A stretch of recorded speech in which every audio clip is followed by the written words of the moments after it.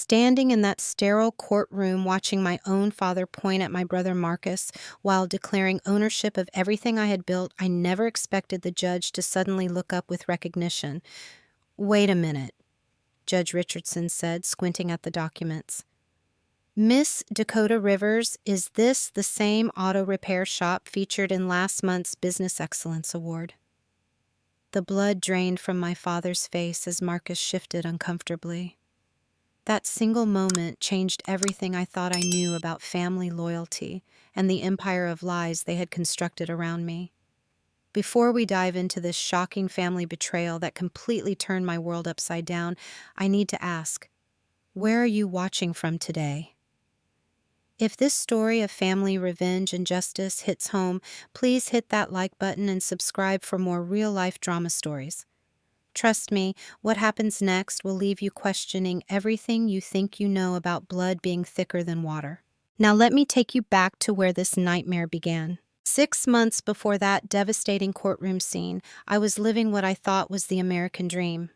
At 28, I owned Rivers Auto Repair, the most successful independent garage in our small Texas town of Millbrook.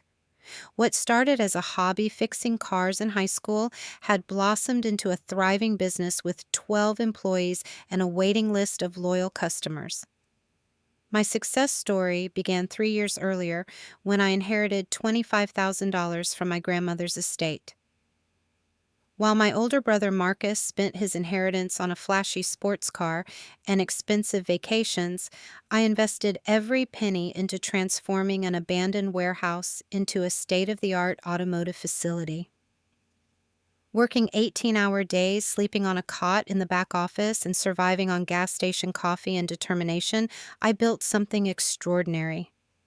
The turning point came when I specialized in restoring classic muscle cars. Word spread throughout the collector community, and soon I had customers driving from Dallas and Houston just to have their prized vehicles serviced at Rivers Auto Repair.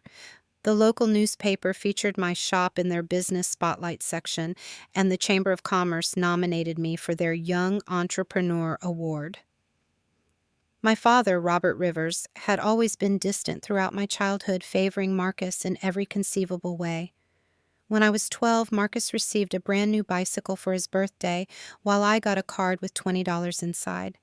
During high school, Dad paid for Marcus to attend expensive football camps while telling me to figure out my own path when I needed money for automotive technology courses. The pattern was clear. Marcus was the golden child, and I was the afterthought.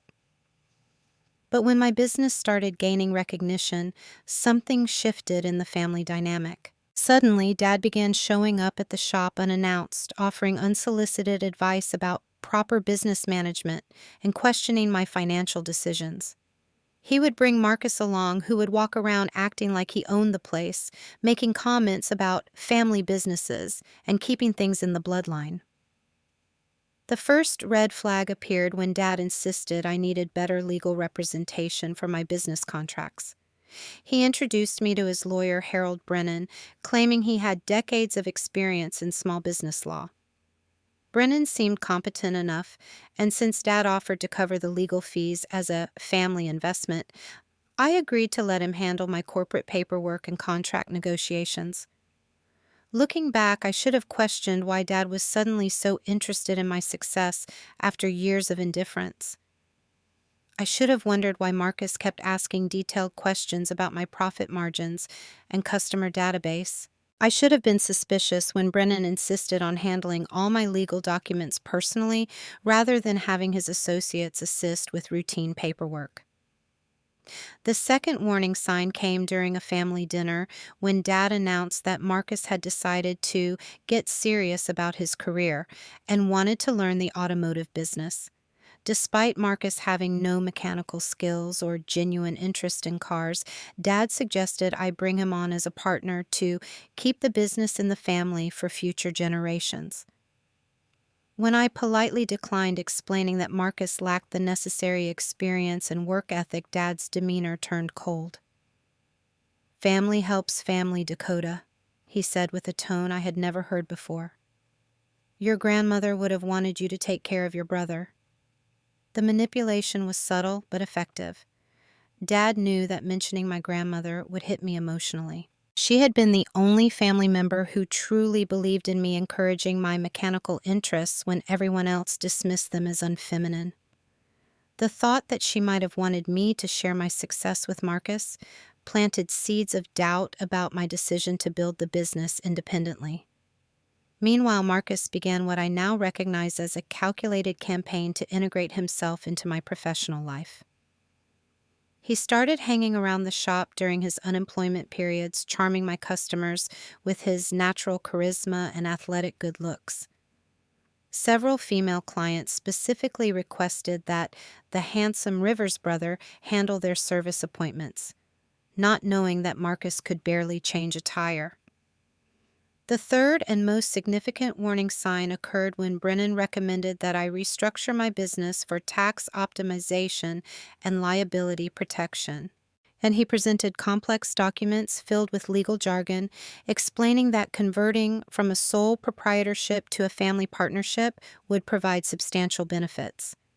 The paperwork established Rivers Auto Repair as a family enterprise with Dad as the senior partner, Marcus as the operations manager, and me as the technical director. I hesitated, sensing that something was fundamentally wrong with the arrangement, but Brennan assured me that I would maintain complete control over daily operations while gaining the protection of limited liability and family business tax advantages. Dad reinforced the pitch by emphasizing how proud he was of my success and how he wanted to ensure the business would thrive for generations. Against my better judgment, I signed the documents. The decision haunted me immediately, but I convinced myself that family unity was worth the compromise. After all, Dad and Marcus were not asking for money or major changes to operations. They simply wanted their names associated with my success, which seemed like a reasonable request from family members. The transformation was gradual but unmistakable. Marcus began introducing himself to customers as the co-owner, making promises about services and timelines without consulting me. Dad started attending Chamber of Commerce meetings as the senior partner of Rivers Auto Repair, accepting recognition and awards on behalf of the business. When local media wanted to interview the successful young entrepreneur behind the thriving auto shop, they were redirected to speak with the Rivers family business team. My employees noticed the shift in dynamics and began coming to me with concerns about the mixed messages they were receiving.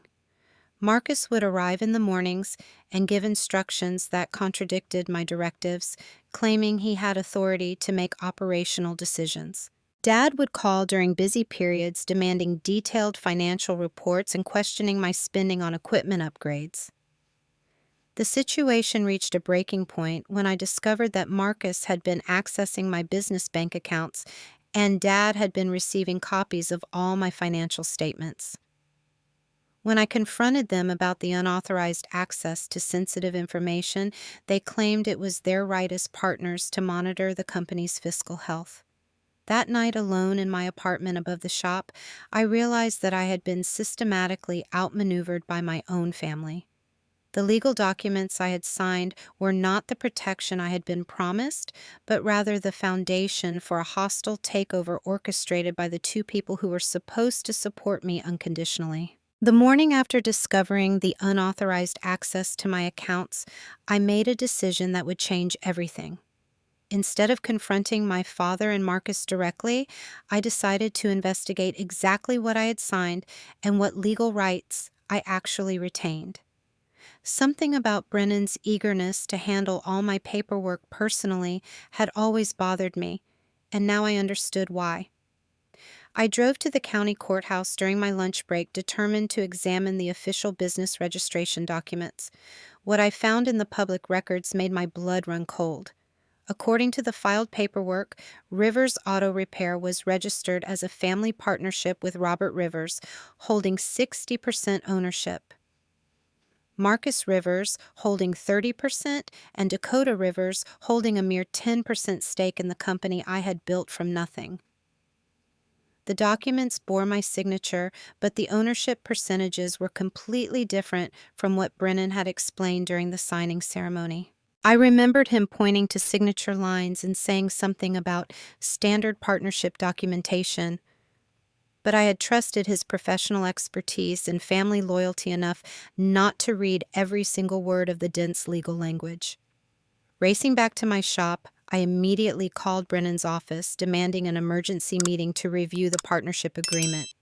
His secretary informed me that Mr. Brennan was unavailable for meetings with junior partners and suggested I schedule an appointment through the senior partner, my father. The dismissive tone and the phrase junior partner confirmed my worst fears about how dramatically my status had been diminished. That evening, I met with Patricia Gonzalez, an independent attorney recommended by my accountant. Patricia had built her reputation representing small business owners in disputes with larger corporations, and her straightforward approach was exactly what I needed. After reviewing copies of all the documents I had signed, Patricia delivered the devastating news. "Dakota, you have been defrauded by your own family," she said without sugarcoating the situation. "These documents establish a partnership where you are essentially an employee in your own company. Your father and brother have legal authority to make all major decisions, including selling the business or terminating your employment." The revelation hit me like a physical blow. Everything I had worked for every 18-hour day, every sacrifice I had made to build something meaningful, had been systematically stolen through legal manipulation and family betrayal. Patricia explained that Harold Brennan could face serious professional consequences for his role in the deception, but proving fraud would require extensive documentation and testimony. "The good news," Patricia continued, "is that we have several potential avenues for legal recourse. The bad news is that your family clearly planned this takeover carefully, which means they likely have additional strategies in place." Her words proved prophetic within 48 hours. I arrived at work Monday morning to find Marcus sitting in my office chair wearing one of his expensive suits and reviewing my customer files. When I demanded an explanation for his presence in my workspace, he smiled with a smugness I had never seen before. "Actually, Dakota, this is my office now," Marcus announced, gesturing toward a stack of official-looking documents on the desk. "Dad and I held a partnership meeting over the weekend, and we voted to restructure operations for improved efficiency. You have been reassigned to the shop floor as head mechanic, which honestly is a better fit for your skill set anyway." The calculated cruelty of his statement revealed that this was not a spur-of-the-moment decision, but part of a long-term plan to push me out of leadership while keeping me around to do the actual work. Marcus knew nothing about automotive repair, customer service, or business management, but he understood manipulation and exploitation with frightening sophistication. Dad arrived shortly after Marcus delivered his announcement, carrying coffee and acting as though nothing unusual was happening. When I confronted him about the unauthorized partnership meeting and the obvious fraud they had committed, his response chilled me to the bone. "Dakota, sweetheart, you are getting emotional about a simple business decision," he said with patronizing calm. "Marcus has been taking business management courses online, and we both feel that your talents are better utilized in hands-on technical work rather than administrative responsibilities. This arrangement allows you to focus on what you do best while we handle the complicated business side of operations." The gaslighting was masterful in its simplicity. By framing their theft as a reasonable business decision and dismissing my outrage as emotional instability, Dad was attempting to make me question my own perception of reality. This was clearly a tactic they had planned and practiced, designed to minimize resistance and make me accept their version of events. But I had one advantage they had not anticipated. My customers' loyalty was to me personally, not to Rivers Auto Repair as a corporate entity. When word spread that I had been demoted in my own shop, the reaction was immediate and decisive. Mrs. Thompson, whose classic Mustang I had restored to show car condition, called to express her outrage and support. Mr. Rodriguez, who brought his entire family's vehicles to me for service, demanded to speak with whoever was responsible for treating Dakota so poorly. The most powerful response came from Big Jim Morrison, a local collector whose rare Shelby Cobra I had spent 6 months restoring with museum-quality precision. Big Jim was not just a customer, but a respected businessman whose opinions carried significant weight in our small community. When he learned about my situation, his reaction was volcanic. Those sorry excuses for family members are about to learn what happens when you mess with good people. Big Jim told me during a phone call that Monday evening, "Dakota, honey, you have more friends in this town than you realize, and we are not going to let anyone steal what you have earned." Big Jim's support opened the floodgates for community outrage. The Chamber of Commerce, where I had been scheduled to receive the Young Entrepreneur Award the following month, received dozens of calls from members expressing concern about the Rivers family situation. Local business owners began sharing stories about Dad and Marcus approaching them with offers to expand Rivers Auto Repair through partnerships that would give the men access to their operations and customer bases. The pattern became clear. This was not an isolated incident, but part of a broader scheme to use my business success as a foundation for building a network of controlled partnerships and investments. Dad and Marcus had positioned themselves as successful entrepreneurs based on my achievements, then leveraged that false reputation to pursue additional opportunities. But they had made one critical error in their calculations. They assumed that my value was limited to my technical skills and that customers would continue bringing their business to Rivers Auto Repair regardless of who was actually running the operation. They failed to understand that trust, reputation, and personal relationships are the real foundation of any service business. Within a week of their takeover announcement, I began receiving offers from customers and community members who wanted to help me start over independently. The transformation in community support was unlike anything I could have imagined. What started as individual customers expressing concern quickly evolved into a coordinated effort to help me regain my independence and expose my family's deception. Big Jim Morrison became the unofficial leader of what he jokingly called Dakota's Army, and his influence reached far beyond the automotive community. During a meeting at Patricia Gonzalez's office, Big Jim arrived with a briefcase full of documents that would change the trajectory of my legal battle. As it turned out, his successful construction business had given him extensive experience with business partnerships, contract disputes, and family-related fraud cases. More importantly, his friendship with several local judges and court officials provided insights into how to build a compelling case. "Dakota, honey, I have been making some calls about your situation," Big Jim announced with a grin that suggested good news. "Harold Brennan has quite a reputation in certain circles, and not the kind of reputation a lawyer wants to have. It seems your family is not the first to benefit from his creative interpretation of partnership law." Patricia leaned forward with professional interest as Big Jim explained that Brennan had been the subject of multiple Bar Association complaints over the past 5 years. 3 separate cases involved small business owners who claimed that Brennan had misrepresented legal documents to benefit family members or business associates. While none of the previous complaints had resulted in formal sanctions, the pattern of behavior was well documented. "More importantly," Patricia added, "we have been investigating the timeline of your father's involvement with Brennan. It appears they have known each other for over 2 years, which predates your business success by several months. This suggests that their partnership was not a spontaneous decision to help your legal needs, but a premeditated plan to position themselves for a takeover." The evidence was circumstantial but compelling. Dad had introduced me to Brennan shortly after my shop received its first major media coverage, claiming it was a coincidence that he had recently met such a qualified business attorney. Phone records which Patricia had subpoenaed showed multiple conversations between Dad and Brennan dating back to when my business was still struggling to establish itself. But the most damaging discovery came from an unexpected source. Jenny Martinez, my former secretary, who had been laid off by Marcus during his first week as operations manager, contacted me with information that would prove crucial to our case. Jenny had been present during several phone conversations between Dad Marcus and Brennan, and she had kept detailed notes about what she overheard.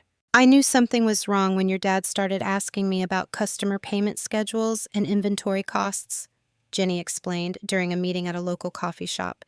He was asking questions that had nothing to do with helping your business succeed. It felt like he was gathering information to use against you somehow. Jenny's notes revealed that Dad and Marcus had been planning their takeover for over 8 months, carefully timing their moves to coincide with my busiest season, when I would be too distracted to scrutinize legal documents carefully. They had researched my business finances, identified my most valuable assets, and even discussed strategies for maintaining customer relationships after pushing me out of leadership. The most shocking revelation was that they had backup plans in case their initial strategy failed. If I had refused to sign the partnership documents, they were prepared to file false complaints with regulatory agencies about safety violations and business license irregularities. If I had tried to fight the partnership arrangement through legal channels, they had prepared testimony about my emotional instability and poor business judgment that would undermine my credibility in court. Armed with this new information, Patricia filed a comprehensive lawsuit alleging fraud, conspiracy, and breach of fiduciary duty. The legal filing included detailed evidence about Brennan's role in the deception, Dad's premeditated planning, and Marcus's complete lack of qualifications for business management. We also requested emergency injunctive relief to prevent any major business decisions until the fraud allegations could be resolved in court. The community response to the lawsuit announcement was immediate and overwhelmingly supportive. Local newspapers picked up the story, framing it as a cautionary tale about family-business partnerships and the importance of independent legal representation. The Chamber of Commerce issued a statement expressing concern about fraudulent business practices and pledging support for legitimate entrepreneurs facing legal challenges. But Dad and Marcus were not prepared to accept defeat quietly. Within days of the lawsuit filing, they launched their own counterattack designed to discredit me personally and professionally. Marcus began telling customers that I was suffering from mental health issues that made me unsuitable for business ownership. Dad spread rumors about my financial management, claiming that the business had been losing money under my leadership and that their intervention was necessary to prevent bankruptcy. The character assassination campaign was sophisticated and targeted. They contacted my suppliers, suggesting that payment delays were imminent and that new management was implementing more reliable financial procedures. They reached out to my employees, offering bonuses and job security in exchange for loyalty to the new leadership structure. They even attempted to turn my customers against me by claiming that I was planning to abandon the business and leave them without automotive support. However, their tactics backfired spectacularly because they underestimated the strength of the relationships I had built over 3 years of honest, reliable service. When Mrs. Thompson received a call from Marcus suggesting that I might not be available to complete the maintenance work on her Mustang, her response was swift and decisive. "Young man," she told Marcus with the authority of her 75 years, "Dakota Rivers has been taking care of my vehicles since she was barely out of high school, and she has never let me down once. If you think I am going to abandon her now because of some family nonsense, you clearly do not understand the meaning of loyalty." Similar responses came from dozens of other customers who had developed personal relationships with me over the years. They had watched me work late into the evening to complete their repairs on schedule, seen me go above and beyond to find rare parts for their classic cars, and experience the honest communication that had become my professional trademark. The employee situation was more complicated, but ultimately revealed the depth of Marcus and Dad's deception. 3 of my 12 employees accepted their offers and agreed to stay on under the new management structure. However, the remaining 9 requested meetings to discuss their concerns about the business direction and their loyalty to me personally. During these individual conversations, several employees shared disturbing information about interactions they had witnessed between Dad Marcus and Brennan. Tommy Rodriguez, my lead mechanic, who had been with me since the early days, reported overhearing phone conversations where Dad discussed selling the business equipment and customer database to a corporate chain once they had gained complete control. "Miss Dakota, they are not trying to run your business better," Tommy explained with obvious concern. "They are planning to strip everything valuable and sell it off for quick profit. They keep talking about maximizing asset value and leveraging customer relationships, which does not sound like people who care about automotive repair or customer service." This revelation reframed the entire situation in terms that made perfect sense of Dad and Marcus's behavior. They were not interested in becoming successful business owners through hard work and dedication. Instead, they saw my established business as a quick path to financial gain through asset liquidation and customer list sales. The realization that they intended to destroy everything I had built rather than simply take control of it transformed my determination into something approaching fury. This was not just about family betrayal or business fraud, it was about preventing the destruction of something meaningful that I had created through years of sacrifice and dedication. Patricia confirmed that asset stripping was a common strategy in fraudulent partnership arrangements, particularly when the perpetrators lacked the skills or motivation to actually operate the business successfully. The legal implications were severe, as intentional business destruction could result in criminal charges beyond the civil fraud we were already pursuing. Standing in my shop that evening, surrounded by the tools and equipment that represented my life's work, I made a decision that would define the next phase of this battle. I was not just going to fight to reclaim my business, I was going to ensure that Dad, Marcus, and Brennan faced consequences that would prevent them from destroying other people's lives through similar schemes. The courtroom on the morning of our preliminary hearing was packed with supporters, media representatives, and curious community members who had followed the story through local news coverage. Patricia had prepared meticulously for this moment, organizing our evidence into a compelling narrative that would expose the full scope of Dad Marcus and Brennan's conspiracy. Judge Richardson, a respected jurist with 30 years of experience in business law, took his seat with the gravity befitting a case that had captured the attention of the entire region. What none of us anticipated was that the judge would recognize my business from recent media coverage, setting the stage for a dramatic revelation that would change everything.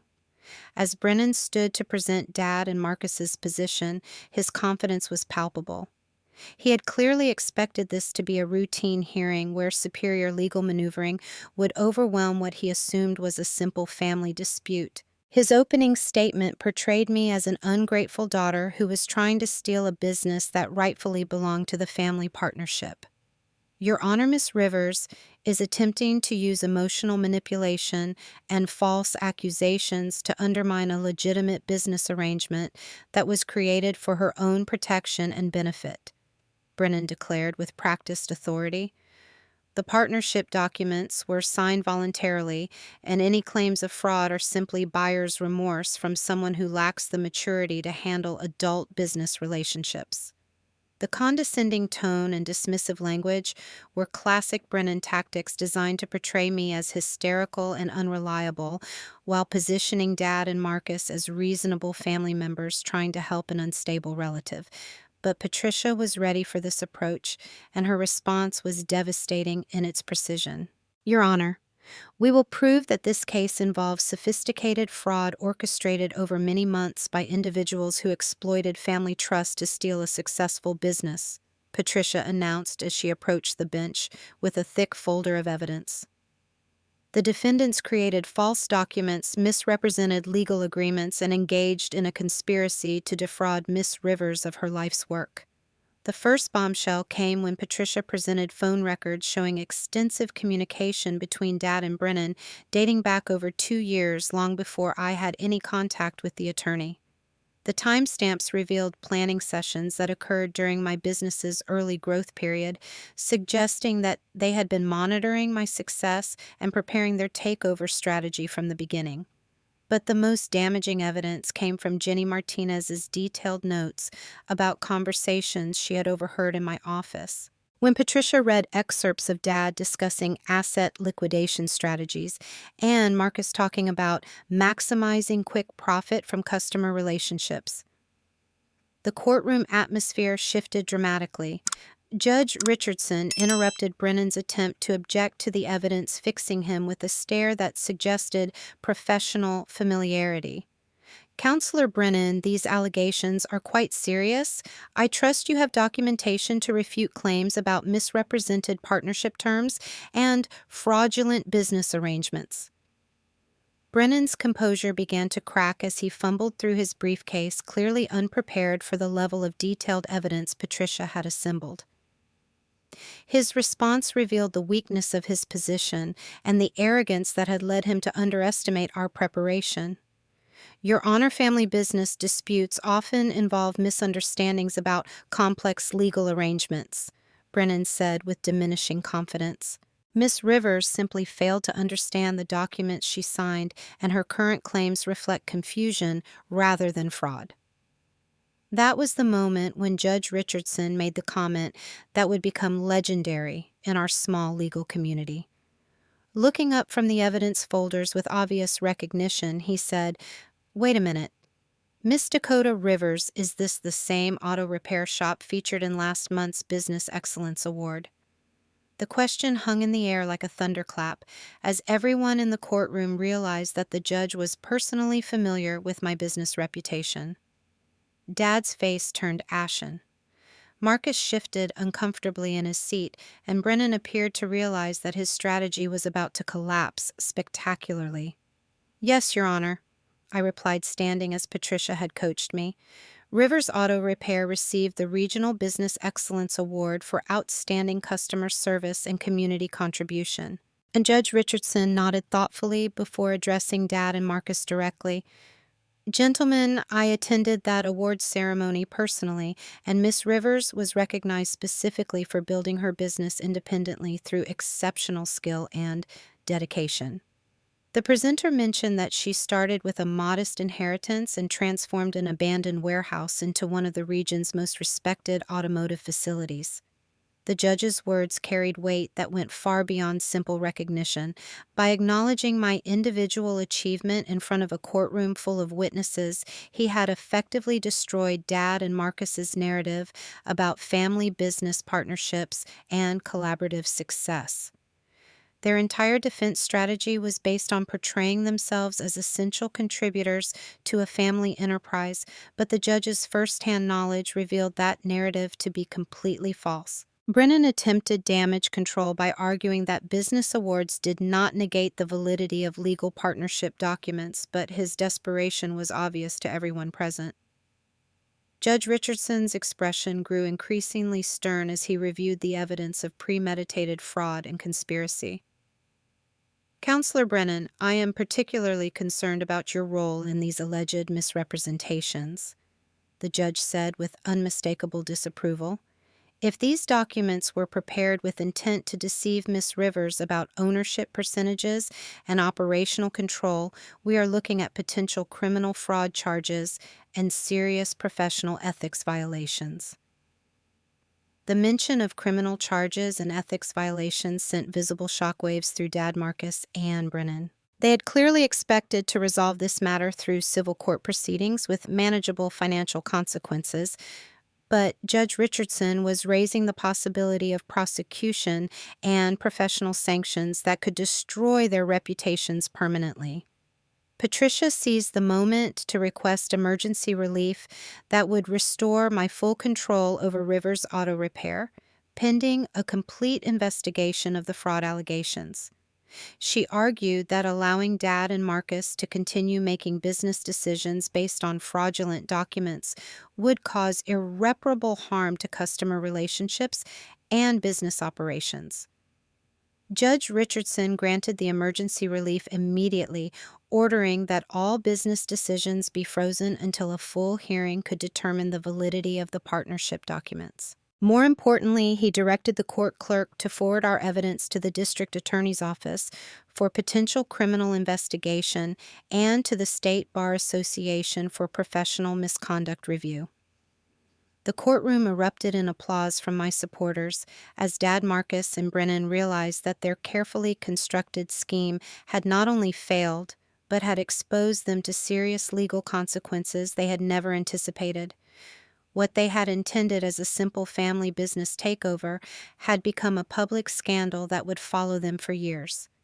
As we left the courthouse that day, Big Jim Morrison captured the moment perfectly when he told the gathering crowd of supporters, "Justice is not always fast, but it sure is sweet when it finally arrives." The weeks following Judge Richardson's preliminary ruling brought a cascade of consequences that revealed the full extent of Dad Marcus and Brennan's misconduct. What had started as my fight to reclaim my business evolved into a comprehensive investigation that exposed a pattern of fraudulent behavior affecting multiple victims throughout our region. The district attorney's office moved with surprising speed after receiving Judge Richardson's referral.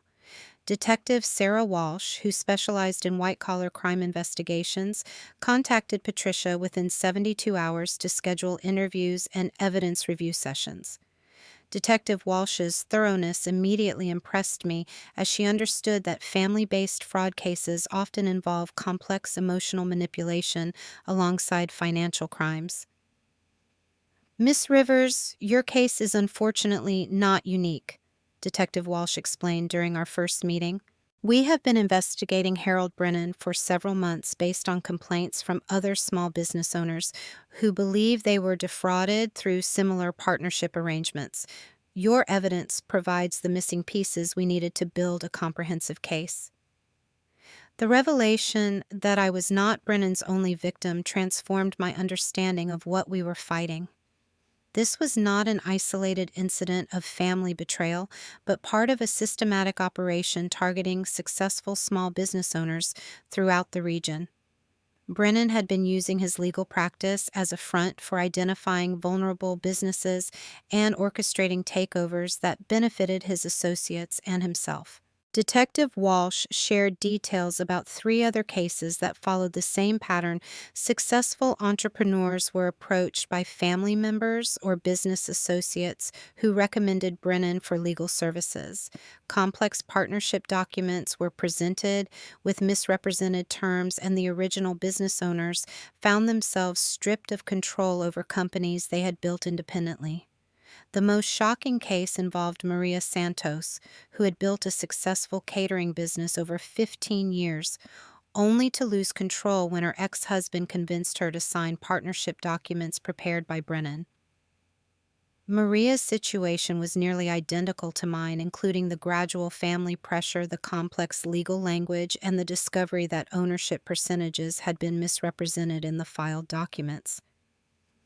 But Brennan had made a critical error in my case that would prove to be his downfall. Unlike his previous victims, I had documented everything meticulously and had built strong community relationships that provided both witnesses and support for fighting back. More importantly, Jenny Martinez's detailed notes about overheard conversations provided direct evidence of premeditation and conspiracy that had been missing from the earlier cases. The State Bar Association moved even faster than the criminal investigation. Within 10 days of Judge Richardson's referral, they launched a formal ethics investigation that temporarily suspended Brennan's license to practice law pending a complete review of his recent cases. The suspension meant that all his current clients needed new representation, creating chaos in his practice and exposing additional questionable arrangements. Meanwhile, the financial investigation revealed that Dad and Marcus had been even more brazen than we initially realized. Bank records showed that they had already begun transferring money from my business accounts into personal investments, including a down payment on a luxury vacation property that Marcus had purchased using company funds. They had also signed preliminary agreements to sell my customer database and equipment inventory to a corporate chain exactly as Tommy Rodriguez had overheard in their phone conversations. The evidence of asset stripping and planned business destruction elevated the charges from simple fraud to criminal conspiracy and theft. Detective Walsh explained that intentionally destroying a business for personal profit carried much more severe penalties than misrepresenting partnership terms, potentially including felony charges that could result in significant prison time. But the most satisfying consequence came from an unexpected source. The Regional Business Council, which had awarded me the Business Excellence Award, issued a public statement condemning fraudulent business practices and announcing that they were creating a new program to provide legal protection resources for small business owners. The statement specifically mentioned my case as an example of why independent entrepreneurs needed better safeguards against predatory partnership arrangements. The publicity generated by the Business Council's statement attracted attention from regional media outlets, leading to investigative reports that exposed Brennan's pattern of fraudulent behavior and the vulnerability of small business owners to similar schemes. The coverage portrayed me not as a victim, but as someone who had fought back successfully, encouraging other potential victims to come forward with their own experiences. Within a month of the preliminary hearing, 3 additional victims contacted Detective Walsh with complaints about Brennan Dad and various associates who had participated in similar fraud schemes. The investigation expanded to include tax evasion, money laundering, and racketeering charges as the scope of their criminal enterprise became clear. Dad and Marcus, faced with overwhelming evidence and mounting legal fees, attempted to negotiate plea agreements that would minimize their exposure to criminal charges. However, their lawyer informed them that the prosecution was seeking restitution payments that would exceed the value of everything they had stolen, plus additional penalties and community service requirements. The psychological toll on my family was devastating but necessary. Dad's reputation in the community was destroyed as details of his fraudulent behavior became public knowledge. Marcus lost his unemployment benefits when investigators discovered that he had been working illegally while claiming to be unable to find suitable employment. Both men faced social ostracism from former friends and business associates who had trusted them. But the most important outcome was the restoration of my complete control over Rivers Auto Repair. Judge Richardson's final ruling not only voided all the fraudulent partnership documents, but also awarded me damages for lost business income and emotional distress. The court ordered Dad, Marcus, and Brennan to pay my legal fees and provide restitution for the money they had stolen from my accounts. The return to normal business operations was emotional for everyone involved. My employees threw an impromptu celebration when I walked back into my office as the undisputed owner and operator. Customers who had remained loyal throughout the crisis expressed relief that their trusted automotive provider was back under proper management. Mrs. Thompson summed up the community sentiment perfectly when she brought her Mustang in for routine maintenance the week after the final court ruling. "Dakota, honey, we always knew you would come out on top," she said with the wisdom of her 75 years. "Good people who work hard and treat others right do not stay down for long when they have friends who believe in them." The vindication was complete, but the lessons learned would influence every decision I made about business relationships and family boundaries going forward. Trust once broken by those closest to you requires careful rebuilding with people who demonstrate genuine integrity and loyalty over time. 6 months after Judge Richardson's final ruling, I stood in the expanded Rivers Auto Repair facility watching my team of 18 employees work with the precision and dedication that had become our trademark. The additional space funded by the restitution payments from Dad, Marcus, and Brennan allowed us to take on larger restoration projects and serve even more customers who had heard our story and wanted to support a business built on genuine integrity. The transformation went far beyond physical expansion. The experience of fighting for my life's work had taught me invaluable lessons about recognizing manipulation, protecting my interests, and building relationships based on mutual respect rather than family obligation. More importantly, it had shown me that chosen family often proves more loyal and supportive than blood relatives who view your success as something they deserve to share. Big Jim Morrison had become an unofficial mentor and father figure, offering business advice and emotional support with the genuine care that my biological father had never provided.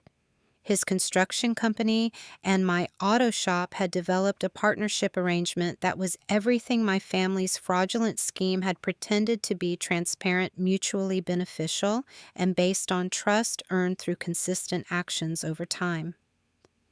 The legal consequences for Dad Marcus and Brennan continued to unfold throughout the year. Brennan's law license was permanently revoked after the State Bar Association determined that his pattern of fraudulent behavior constituted serious professional misconduct that endangered public trust in the legal system.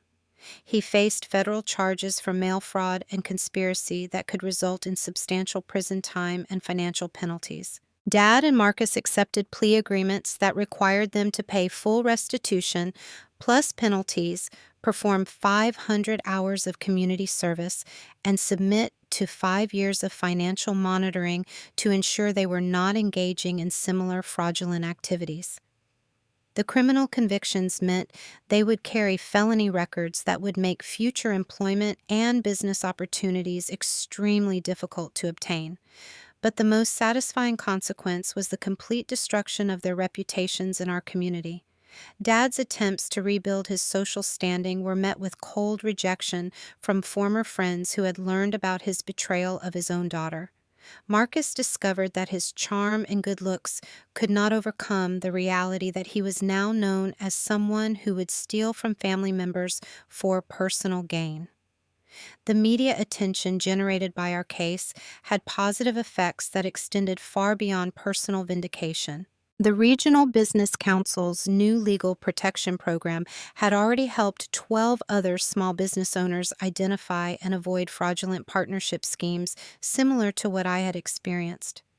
Detective Walsh's investigation had led to the prosecution of an entire network of lawyers, business consultants, and family members who had been systematically targeting successful entrepreneurs throughout the state. My story had become a cautionary tale taught in business law classes and entrepreneurship programs, but it was also presented as an example of how proper preparation, community support, and determined legal action could overcome even sophisticated fraud schemes. Universities and business organizations invited me to speak about protecting small businesses from predatory practices and recognizing the warning signs of family-based manipulation. The personal growth that resulted from this ordeal was profound and lasting. I had learned to trust my instincts when something felt wrong, to seek independent advice before making major decisions, and to value relationships based on actions rather than words or family connections. The experience had also taught me that standing up for yourself, even against family members, was not selfish or disloyal, but necessary for protecting your integrity and life's work. My relationship with my extended family had been permanently altered, but the changes were ultimately positive. Relatives who had previously dismissed my achievements or supported Dad and Marcus out of misguided family loyalty now understood the true nature of what had happened. Several cousins and aunts reached out to apologize for their initial skepticism and to express admiration for my courage in fighting back against powerful family pressure. The customer relationships that had sustained me throughout the crisis continued to flourish as word spread about the quality of work and honest business practices at Rivers Auto Repair. Collectors from across the region brought their most prized vehicles to our shop, knowing that they would receive expert care and transparent communication about costs and timelines. Tommy Rodriguez, who had remained loyal throughout the crisis, was promoted to shop manager with equity participation that was properly documented and legally protected. His dedication and skill had been instrumental in maintaining customer satisfaction during the most difficult period, and he deserved to share in the success he had helped preserve. The new employee profit sharing program ensured that everyone who contributed to our success would benefit financially from their efforts. Unlike the fraudulent partnership arrangement that Dad and Marcus had imposed, this program was transparent, fair, and designed to reward actual contribution rather than family connections or manipulation. Looking back on the entire experience, I realized that Dad and Marcus had inadvertently done me a favor by revealing their true nature before they could cause even more damage. Their betrayal had been painful, but educational, teaching me to recognize genuine loyalty and to protect myself from those who viewed my success as their opportunity. The community support that had emerged during the crisis had evolved into lasting friendships and business relationships that enriched my life in ways that went far beyond financial success. These were people who had chosen to stand with me based on their knowledge of my character and work ethic, creating bonds that were stronger than family obligations or social expectations. As I locked up the shop that evening and walked to my new apartment downtown, purchased with money that was rightfully mine and legally protected, I felt a deep satisfaction that came from knowing I had fought for what was right and emerged stronger on the other side. The experience had taught me that justice might not always be swift, but it could be thorough when you had the courage to pursue it. More importantly, it had shown me that success built on integrity and hard work could survive even the most sophisticated attempts at theft and manipulation. Now I want to hear from you. Have you ever experienced family members who tried to take credit for your achievements or manipulate you out of something you worked hard to build? How did you handle the situation, and what advice would you give to someone facing similar family betrayal? Drop your thoughts in the comments below. And if this story of standing up to family manipulation resonated with you, please hit that like button and subscribe for more real-life stories of justice and personal growth. Share this video with anyone who might be dealing with toxic family dynamics or business partnerships that do not feel right. Thank you for being part of this community that believes in supporting people who fight for what they have earned. Remember that your achievements belong to you, and you have every right to protect them from those who did not contribute to building them. Stay strong, trust your instincts, and never let anyone convince you that family loyalty means accepting theft or betrayal.